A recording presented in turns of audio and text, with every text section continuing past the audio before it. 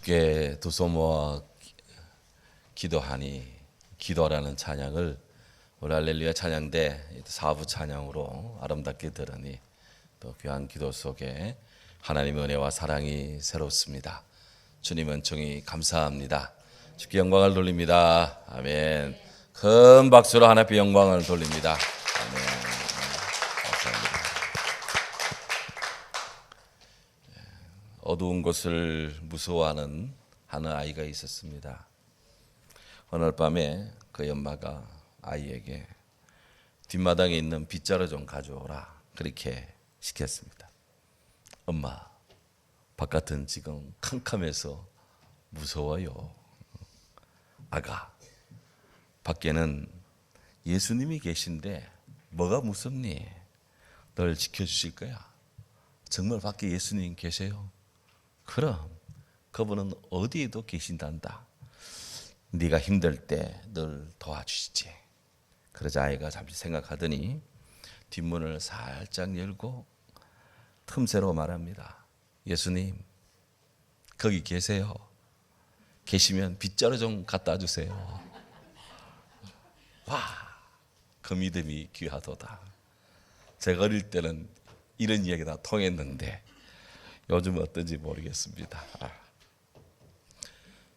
전도 7장은 하나님 중심주의적 신앙에 굳건히 서서 사람의 지혜가 아니라 하나님의 지혜를 구하라고 그렇게 권고합니다.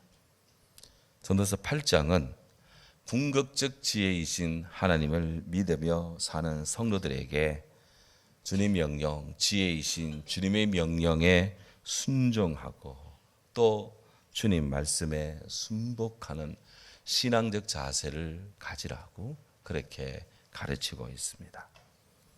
누가 지혜자와 같으며 누가 사물의 이치를 아는 자이냐?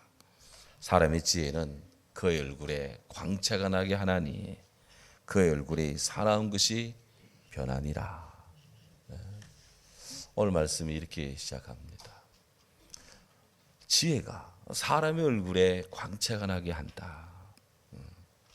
알버트라는 이름으로 시작되는 아주 대조가 되는 두 분이 있습니다. 이들은 인류사에 큰 영향을 끼쳤어요.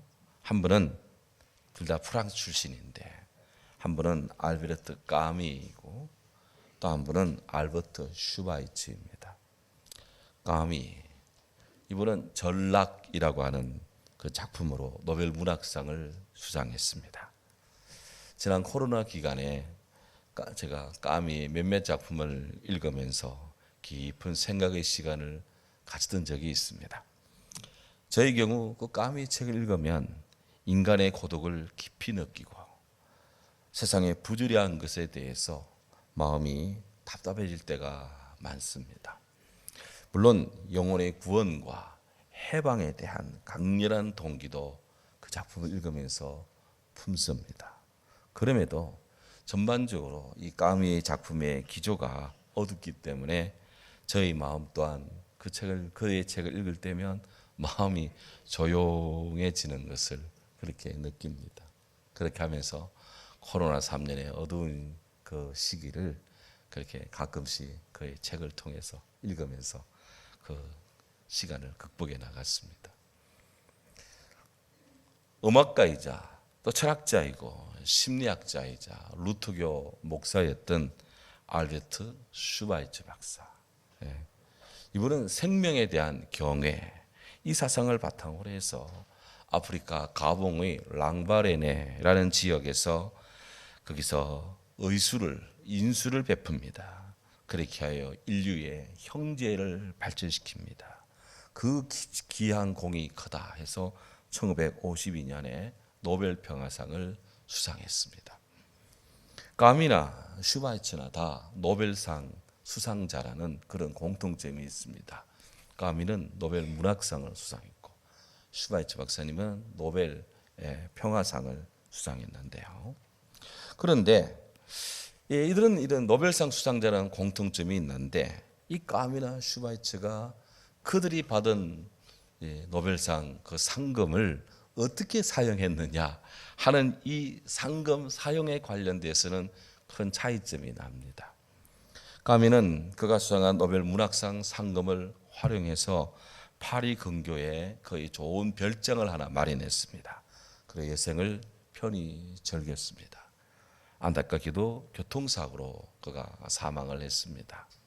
슈바이처는 그가 수상한 노벨상, 노벨 평화상 상금을 활용해서 그가 의료 선교를 하는 아프리카의 랑바레네에 나병 환자를 위한 병원과 수용소를 세웠습니다. 그러고는 일생토록 그곳에서 삶을 바쳐 봉사했습니다. 오늘날 까미 이 별장은 파리 관광객들이 늘 둘러보는 명소입니다. 그런데 그곳을 찾은 이들은 왠지 쓸쓸한 마음으로 각자의 곳으로 돌아갑니다. 그에 비해 슈바이처의 병원은 워낙 오지에 있기 때문에 사람들이 잘 찾아갈 수가 없습니다.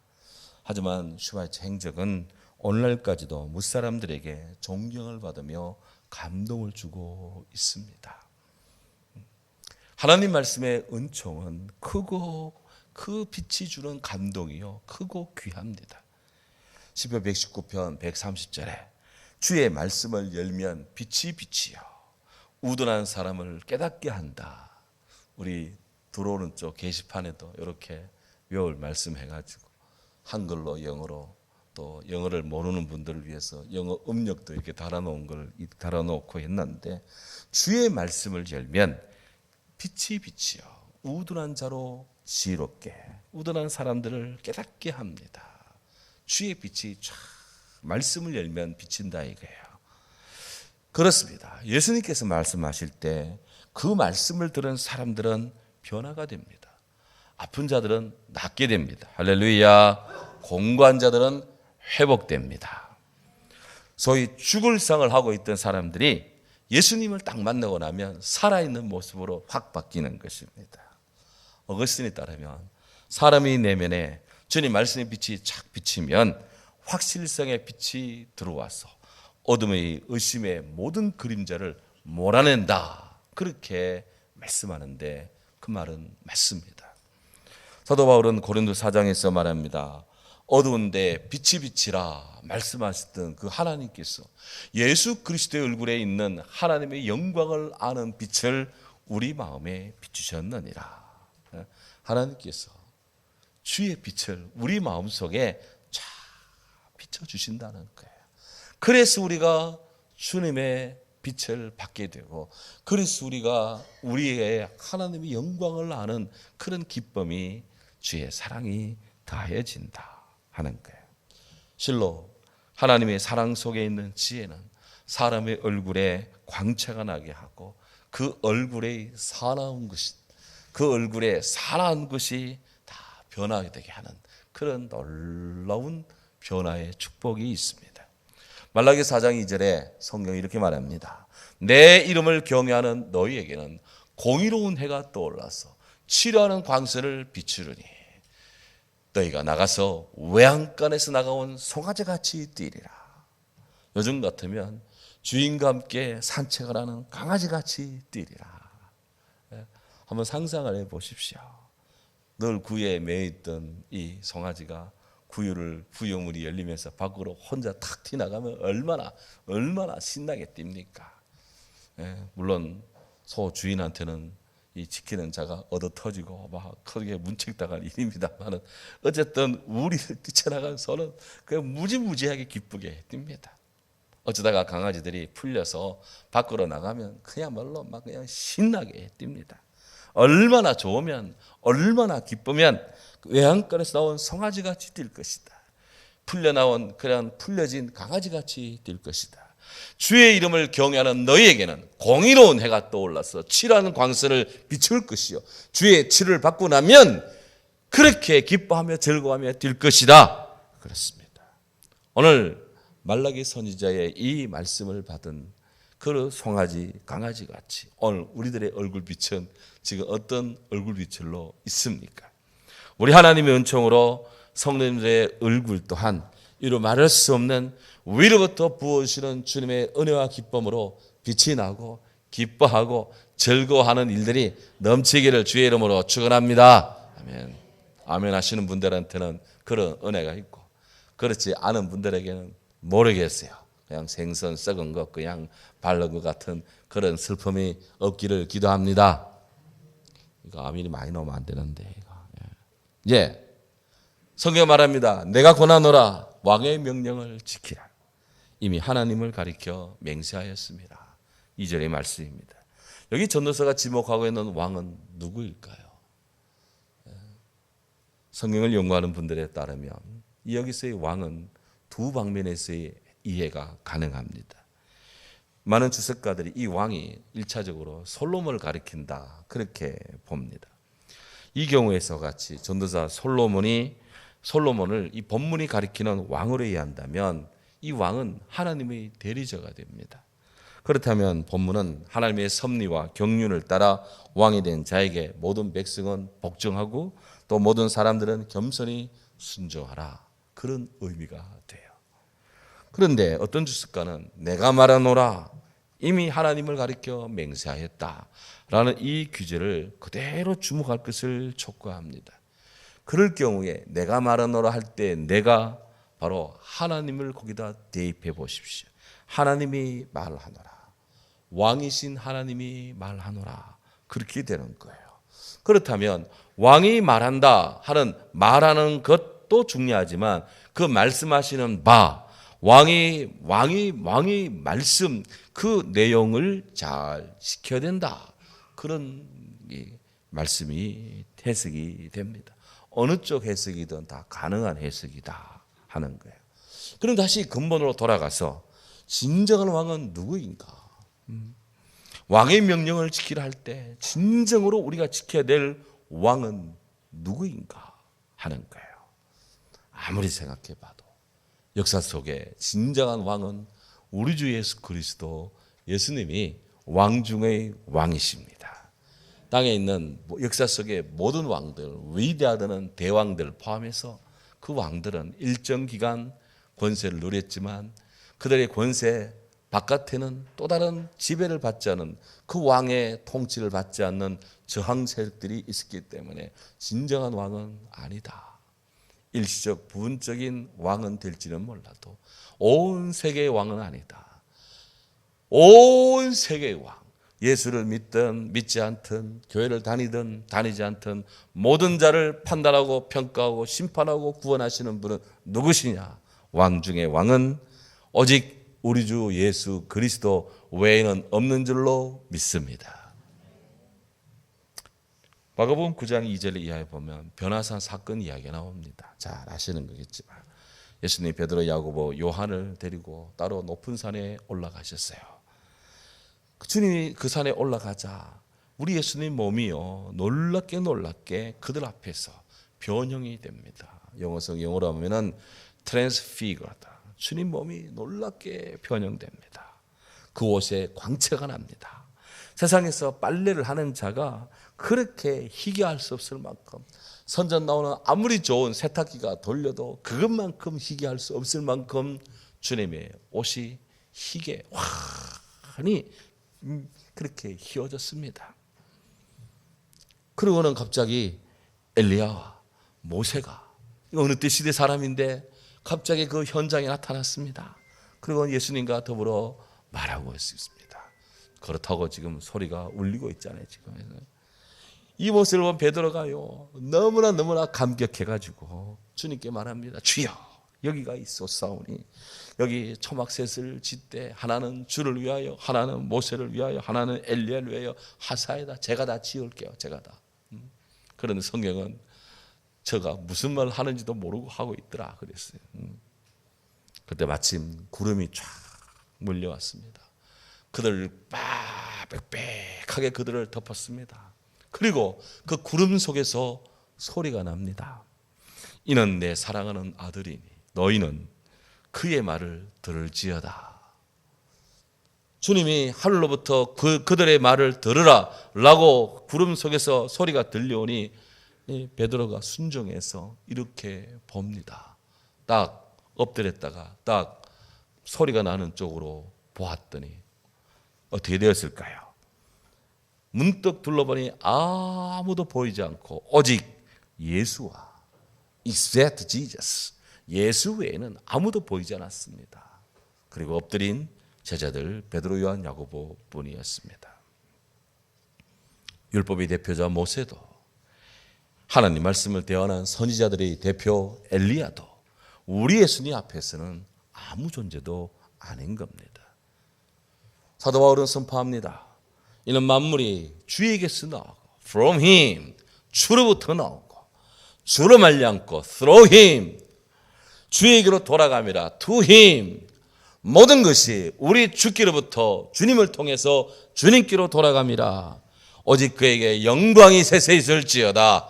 그렇게 바울이 로마서 11장 36절에서 주님을 찬양하고 고백합니다. 오직 예수님이, 따라합시다. 예수님이 모든 것의 모든 것이다. 그렇습니다. 우리 예수님이 모든 것의 모든 것입니다. 이런 점에서 하나님은 하늘과 땅의 진정한 왕이신 예수님의 말씀을 지키라고 유대와의 유대의 백성들과 유대의 지도자들과 그리고 하나님의 지혜를 구하는 온 세상의 사람들에게 말씀하고 있습니다. 왕이신 예수님 이렇게 말합니다.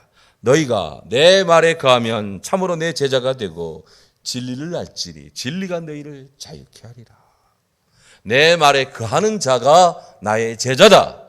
진리를 아는 자는 진정한 자유자다. 그렇게 사람들이 목말라하는 자유, 그렇게 원하고 갈망하는 자유, 그 자유가 우리 예수님의 말씀 속에 있다. 그것입니다. 주의 지혜를 사모하는 우리 성도들, 주의 지혜를 사모하는 자들은 왕이신 주님 앞에서 어떠한 자세를 취해야 할까요? 이어지는 말씀은 말씀합니다. 왕 앞에서 물러가기를 급하게 하지 말며 악한 것을 일삼지 말라. 왕은 자기가 하고자 하는 모든 것을 다 행함이라. 왕의 말은 권능이 있나니 누가 그에게 이르기를 왕께서 무엇을 할 수 있느냐 그렇게 하지 마라. 명령을 지키는 자는 불행을 알지 못한다. 성경은 왕 앞에서, 진정한 왕 앞에서 무례히 행치 말고 그의 권위에 순종하고 그가 말씀하신 바를 잘 듣고 행하라. 그렇게 촉구합니다. 특히 왕 앞에서 급하게 물러가지 마라 그랬습니다. 급하게 물러가지 마라. 이 말은 왕에 대한 무례를 범하지 마라. 급하게 물러간다는 것은 왕에 대한 사랑을 단절시키는 거예요. 불충의 표시입니다. 그렇게 하지 마라. 그런 경우에 왕은 진노한다. 그랬어요. 영화나 텔레비 사극에서 보면 꼭 왕 앞으로 나온 사람들은 왕이 가보시오, 돌아가게 라는 말을 해야 물러가라, 해야 다 나가지. 왕의 말이, 그런 말이 나오기도 전에 물러갔다가는 그냥 왕을 우습게 여기는 것으로 대해서 엄히 벌받는 것을 봅니다. 성경은 왕의 진노를 유발시키는 그런 행동을 의도적으로 하지 마라. 그렇게 촉구합니다. 사도 바울은 로마 13장에서 권고하죠. 각 사람은 위에 있는 권세들에게 복종하라. 권세는 하나님께로부터 나지 않음이 없느니라. 땅의 권세도 하나님이 인정해야 온다는 거예요. 그러므로 권세를 거스르는 자는 하나님의 명을 거스르는 자니 거스르는 자들은 심판을 자초하니라 그랬어요. 모든 권세는 최고의 권위이시며 권세의 근원 되시는 하나님께로부터 옵니다. 하나님이 잠정적으로 위임해 준 것입니다. 따라서 정당하게 행사되는 왕의 권위를 업신여기고 그 권위를 위임하여 주신 하나님의 권위를 또한 우습게 여기는 것, 그것은 온전하지 못하고 벌을 자초한다 그랬어요. 그러므로 우리 성도들은 주님의 뜻을 받드는 제대로 된 왕의 지도자의 권위와 그 리더십을 존중하고 잘 따라주는 지혜로운 사람이 되어야 됩니다. 지도자로 세웠으면 그 말을 잘 듣고 잘 따라줘야 돼요. 목회자들 세계에도 뭐 교육자 회장 무슨 장이 뭐 있습니다. 이렇게. 그러면 회의를 하든지 뭘 하든지 합니다. 그러면 그게 결정이 됩니다. 회의에서 뭔가 결정이 됩니다. 결정이 되고 나면 그 다음 돌아서 말하는 사람도 있고 또 그냥 잘 따라주는 사람들도 있어요. 누가 저에게 의견을 구하면 우리가 저분을 교육제장으로 우리의 지도자로 뽑았지 않느냐. 비록 임기가 1년이 있지만 뽑았지 않느냐. 그러면 잘 따라줘야지. 결의했잖아. 따라줘야지. 중요하다 이것이. 크든 작든 모든 권위는 하나님께로부터 온다. 깊이 들어야 됩니다. 명령을 지키는 자는 불행을 알지 못하리라. 우리들이 이 땅에 하나님 마음에 합한 지도자들이 잘 세워지도록 기도해야 됩니다. 동시에 그들로 하여금 좋은 리더십이 발휘되도록 그렇게 주님 안에 모두가 다 더 잘 되고 모두가 다 잘 되는 그렇게 되도록 협력하고 또 그렇게 되도록 협조하는 성도의 본분을 다해야 됩니다. 이어서 기어 말합니다. 지혜자의 마음은 때와 판단을 분별하노니 그랬어요. 무슨 일이든지 때와 판단이 있으므로 사람에게 임하는 화가 심하니라. 사람이 살면서 정말 어려운 것 중에 하나가 때를 아는 것입니다. 때. 물론 시작할 때, 물러날 때, 전도 3장에도 삶의 모든 것이 때로 구성되어 있는데 이 때를 아는 것이 정말 어렵습니다. 그렇지만 그런 때를 아는 자는 지혜로운 자입니다. 성경은 하나님께 이런 때를 구하는 지혜를 얻으라고 기도하고 있어요. 정말 때를 따라서 우리는 살아갑니다. 바다에서 고기를 잡는 어부들에게 밀물의 때, 썰물의 때 대단히 중요합니다. 라디오 방송을 잘 들어보면 기상청에서 바닷가에 밀물의 때, 썰물의 때 이럴 때를 아주 자세하게 이렇게 라디오로 기상 뉴스 할 때가 있어요. 도대체 저 조수가 간만이 어떻게 된다. 저런 게 뭐가 필요하냐 싶어도 누가 저거 듣겠냐 싶어도 바닷가에서 고기를 잡는 어부들한테는 결정적이에요. 항해하는 이 항해사들도 결정적입니다. 모래는 어부는 물이 들어올 때 잘 파악해서 물이 들어올 때는 바다로 항해해 나갑니다. 또 썰물 때 물이 빠지기 전에는 얼른 또 항구로 귀환을 해야 됩니다. 농업은 예외 아닙니다. 지혜로운 농부는 역시 계절에 부는 바람, 그 바람의 밀도를 잘 기억하고 지금은 씨를 뿌려야 될 때, 그 거둬야 될 때, 이때를 잘 분별해냅니다. 높은 산을 오르는 등반가들 역시 마찬가지입니다. 앞으로 나아가 계속 올라가야 될 때, 아깝지만 뒤로 얼른 내려가야 될 때, 이때를 잘 구분해야 돼. 이것을 구분하지 못하고 기분 내키는 대로 조금만 더 올라가다가는 조난을 당합니다. 그 조난은 생명과 연관이 되는 거예요. 돌이켜보면 우리가 잘못된 결정으로 실패를 하는 경우도 많습니다만은 오히려 결정을 내려야 될 때 아무것도 결정하지 못해서 불행해지는 경우가 참 많습니다. 인생 살리는 우리가 선택한 찰나의 종합이다. 그 때가 모아지는 것이 인생의 연속입니다. 어느새 여름 매미의 시간이 가을 귀뚜라미 시간으로 바뀌었습니다. 2주전만 해도 더 못 살겠다고 난리 쳤더니 한국교회가 새벽마다 너무 덥다고 그냥 기도했더니 특히 우리 교회가 참 덥다고 좀 기도했더니 금방 날이 식어버리고 그냥 아이고 추워라 하면서 이제 겨울이 걱정된다고 그렇게 말하는 사람들이 얼마나 많은지 이 성가대 속에도 벌써 말이 있어요. 이런 계절의 변화 어찌할 수 있습니까? 잡아낼 수 있습니까? 붙들 수가 있습니까? 물리칠 수가 있습니까? 우리는 그렇게 할 수 없습니다. 그저 묵묵히 우리에게 주어지는 시간을 묵묵히 살아내야 됩니다. 여름엔 여름을 견디고 겨울은 겨울대로 비서하고 극한하고 우리가 할 수 있는 건 행복과 불행 사이에서 더 나은 사람으로 깊어져 가는 거예요. 왜 하나님은 봄, 여름, 가을, 겨울을 주셨을까? 깊이 있는 삶을 살아라고 생각하며 살아라고. 이 모든 계절의 주인이 네가 아니라 인간이 아니라 사람이 아니라 어느 나라가 아니라 하나님이라는 것을 알도록 하나님이 바꾸는 거예요. 때를 잘 분별하라. 아이다 미소의 생명의 뿌리라는 시가 굉장히 위로가 되더라고요. 눈물을 참고 슬픔을 견뎠을 때, 입으로 말하지 않고 고통을 견뎠을 때, 변명을 하지 않고 잠자코 비판을 견뎠을 때, 분노를 사귀고 굴욕을 견뎠을 때 당신의 눈빛은 깊어지고 생명의 뿌리는 깊어진다. 그래서 성경은 말씀합니다. 사람이 장래일을 알지 못하나니 장래일을 가르칠 자가 누구냐?